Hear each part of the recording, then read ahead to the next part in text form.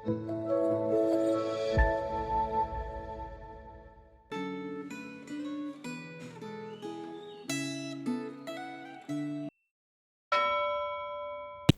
jemaat kasih dalam Tuhan, kita bersyukur kepada Tuhan hari ini kita boleh kembali bersama-sama merenungkan firman Tuhan dari Renungan Gema tanggal 22 Mei 2026 dengan tema Roh yang Memberikan Karunia yang terambil dari 1 Korintus pasal 12 ayat yang pertama sampai dengan ayat yang ke-12. Sebelum kita merenungkan firman Tuhan, mari saya mengajak kita berdoa. Tuhan, sungguh kami bersyukur kepadamu untuk hari ini, ketika kami boleh bersama-sama belajar kebenaran firman Tuhan kembali. Tuhan menolong kami, memberkati kami, menguatkan kami melalui kebenaran firman yang akan kami baca dan renungkan pada saat ini. Di dalam nama Tuhan Yesus kami berdoa dan bersyukur. Amin. Saya akan baca di dalam 1 Korintus pasal 12 ayat yang ke-11. Demikianlah firman Tuhan. Namun, semuanya ini dikerjakan oleh Roh yang satu dan yang sama, yang memberikan karunia kepada tiap-tiap orang secara khusus, seperti yang dikehendakinya.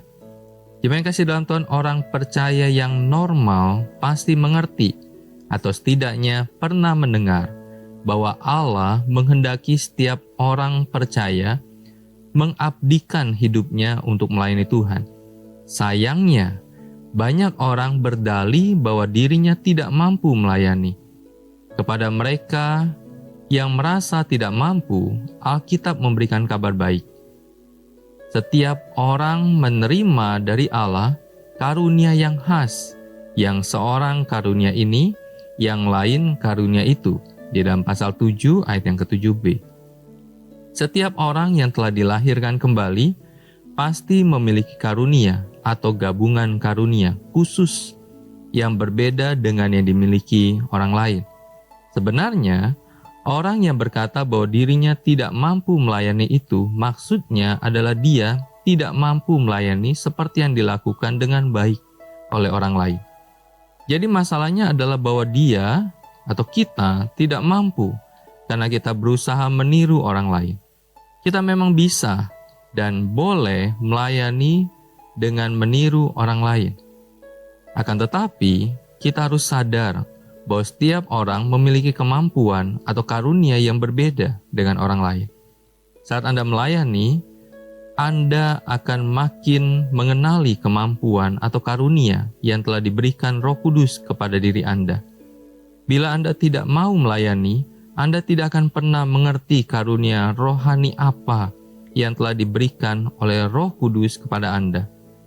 Perhatikan bahwa bacaan Alkitab hari ini mengatakan, kepada tiap-tiap orang dikaruniakan penyataan roh untuk kepentingan bersama.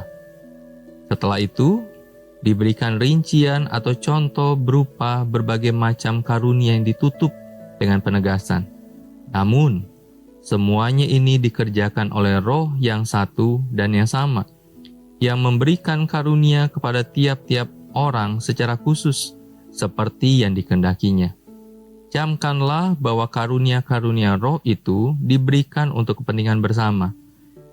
Bila Anda hanya memikirkan kepentingan diri Anda sendiri, Anda tidak akan bisa mengerti karunia rohani yang diberikan Roh Kudus kepada diri Anda, atau Anda bisa salah paham dan mengira kemampuan alami yang Anda miliki sebagai karunia rohani. Memang, kadang-kadang karunia rohani yang diberikan Roh Kudus itu merupakan pengembangan dari kemampuan alami yang Anda miliki. Akan tetapi Roh Kudus bisa saja memberikan karunia rohani yang berbeda dengan kemampuan alami Anda. Apakah Anda telah mengenali karunia rohani yang diberikan Allah kepada diri Anda? Apakah Anda telah menerapkan karunia rohani tersebut untuk melayani orang lain? Ingatlah bahwa karunia rohani Anda itu bukan hanya bisa Anda terapkan di gereja, tetapi bisa Anda terapkan dimanapun Anda berada. Yang pasti, karunia rohani itu bukan untuk disimpan bagi diri Anda sendiri, tetapi untuk kemuliaan Tuhan. Mari kita berdoa. Tuhan, sungguh kami bersyukur kepadamu untuk hari ini. Ketika kami boleh bersama-sama belajar firman Tuhan, kami bersyukur untuk karunia rohani yang boleh Tuhan berikan bagi kami. Dan biarlah hidup kami senantiasa hidup untuk memuliakan dan melayani Tuhan. Terima kasih Tuhan, di dalam nama Tuhan Yesus kami berdoa dan bersyukur. Amin. Senantiasa jaga iman kita, senantiasa jaga imun kita. Tuhan Yesus memberkati kita. Amin.